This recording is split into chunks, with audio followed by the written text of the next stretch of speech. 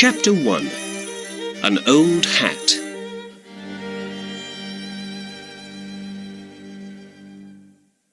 My name's Dr. Watson, and I'm a good friend of the famous detective Sherlock Holmes.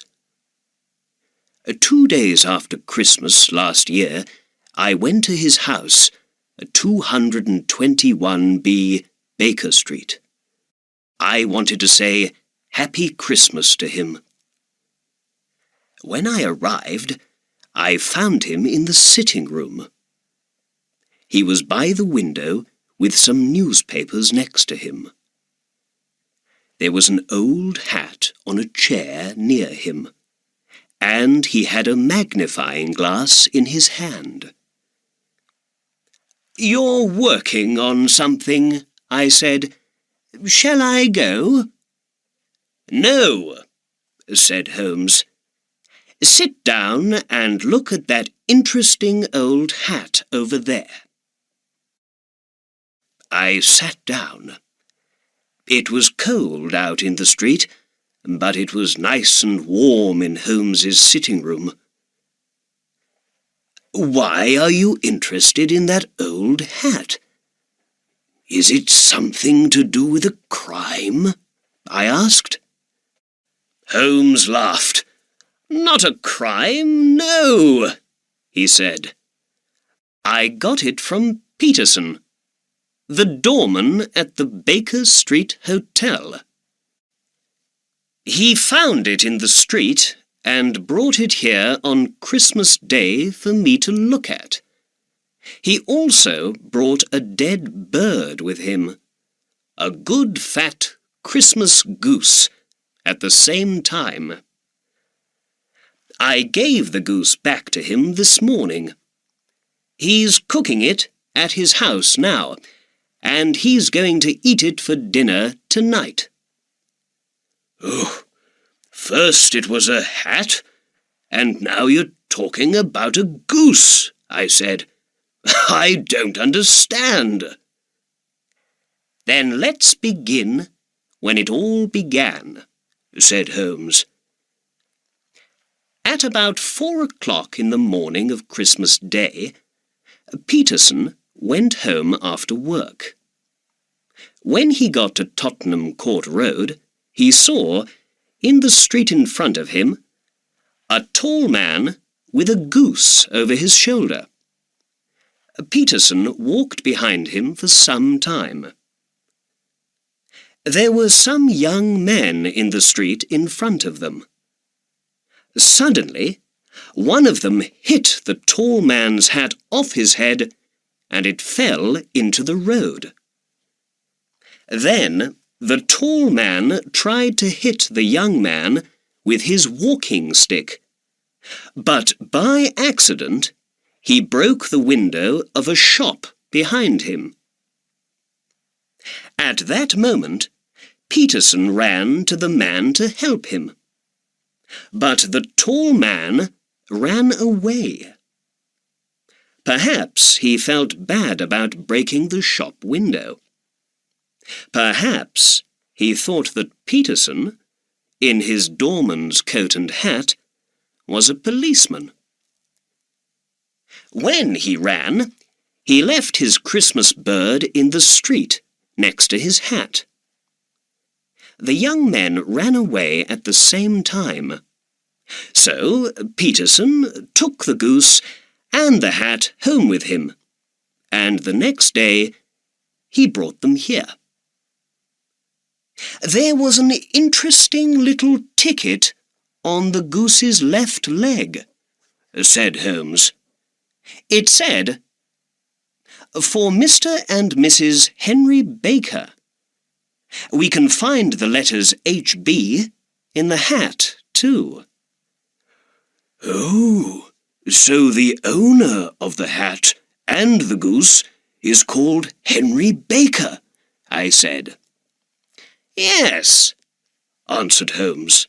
"But, my dear Watson, this doesn't help us very much.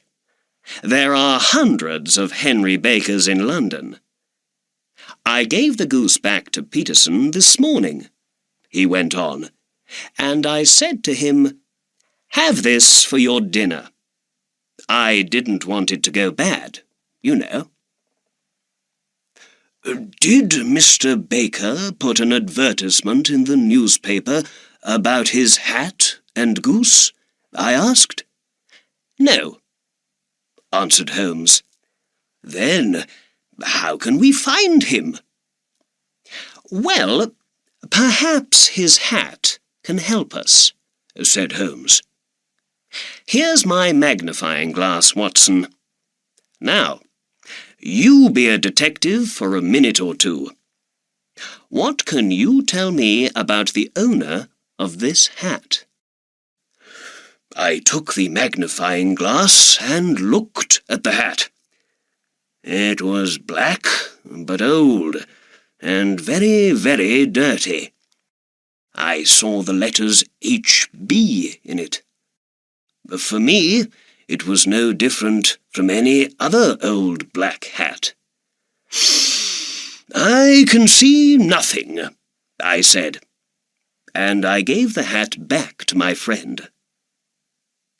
"Excuse me, Watson, you do see, but you don't think about what you see."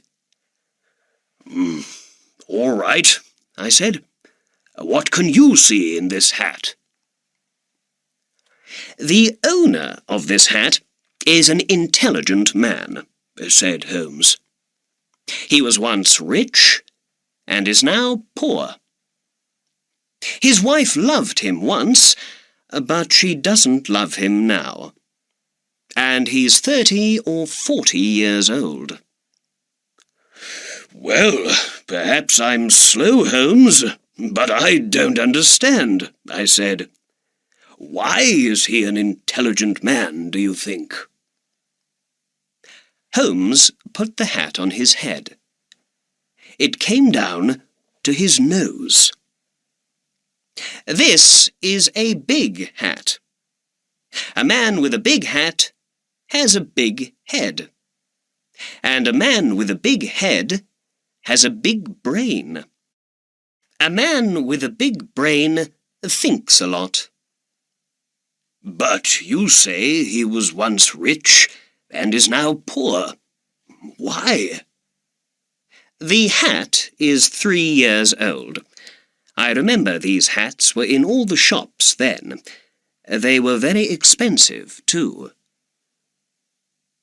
3 years ago, this man bought a good hat. So he was rich then, but he has no money to buy a new hat now, so these days he is poor."